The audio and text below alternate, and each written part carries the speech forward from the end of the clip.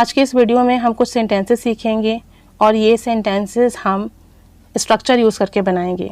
और ये सेंटेंसेस बहुत इजी भी हैं, लेकिन हमें थोड़ी सी इसमें कन्फ्यूजन अमूमन हो जाती है, तो आज ये कन्फ्यूजन भी दूर हो जाएगी। देखिए, जब आप ये कहते हैं ना कि आपको इंग्लिश बोलते रहना है, देखिए एक काम तो मैं कहती हूँ कि आपको जाना है, आप कहेंगे यू हैव टू गो। मुझे खाना खाना है, आई हैव टू ईट। उसे कपड़े धोना है, she has to wash cloth. जब कोई भी सेंटेंस ऐसा हो जिसके आखिर में ना है आ जाए, तो हम हैव टू और हैज़ टू यूज़ करते हैं। और अगर ना था आ जाए तो पास में चला जाता है, तो हम हैड टू यूज़ करते हैं कि मुझे खाना खाना था, I had to eat food. मुझे इंग्लिश सीखनी थी, I had to learn English. Simple structure है। लेकिन अगर आप ये कहते हो कि आपको इंग्लिश बोलते रहना है, यानी अब आपको जो काम करना है ना वो कंटिन्यूसली करना है, मुस्तकिल करना है, बार बार करना है, तो अब यहाँ पर हैव टू हैज़ टू का ही स्ट्रक्चर यूज़ होगा। लेकिन हैव टू हैज़ टू के बाद जो आप वर्ब की फर्स्ट फॉर्म यूज़ करते हैं वो नहीं होगा। हैव टू हैज़ टू के बाद आप कीप यूज़ करेंगे और फिर वर्ब की आईएनजी फॉर्म आएगी। बस इतना सा डिफरेंस है।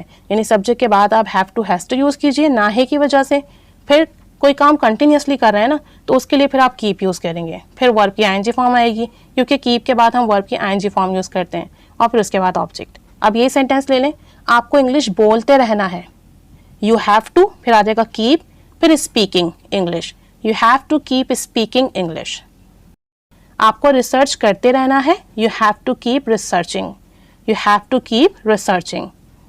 आपको मसाइल का हल तलाश करते रहना है, यानी आपको गिव अप नहीं करना, बल्कि जो भी प्रॉब्लम्स हैं, इश्यूज हैं, जब तक हल ना हो जाए आप इसके सॉल्यूशन तलाश करते रहें। तो आप कहोगे you have to keep finding solutions to problems, you have to keep finding, फिर आगे सॉल्यूशंस टू प्रॉब्लम। आपको सोचते रहना है, you have to keep thinking, आपको सोचते रहना है, you have to keep thinking. आपको मुझे पल पल की खबर देना है, you have to keep updating me, you have to keep updating me. आपको वहाँ जाते रहना है, you have to keep going there, you have to keep going there. आसान है ना, बस सब्जेक्ट आया, उसके बाद आपका हैव टू या हैज़ टू आ जाएगा, उसके बाद कीप के बाद वर्ब की आईएनजी फॉर्म आएगी। और अगर यही सेंटेंसेस पास्ट में करना हो तो सिर्फ हैव टू हटाइए और हैड टू लगाइए। जैसे कि आपको रिसर्च करते रहना था, यानी आपने क्यों छोड़ दिया, आपको रिसर्च करते रहना था, you had to keep researching, you had to keep researching. आपको ये काम करते रहना था, you had to keep doing this, you had to keep doing this. आपको इंग्लिश बोलते रहना था, you had to keep learning English, you had to keep learning English. इतना आसान है। आपको खाना खाते रहना था, you had to keep eating food, you had to keep eating food.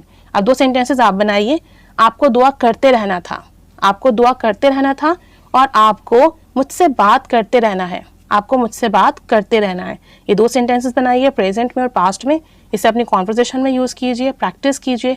Keep staying with us. Thanks for watching.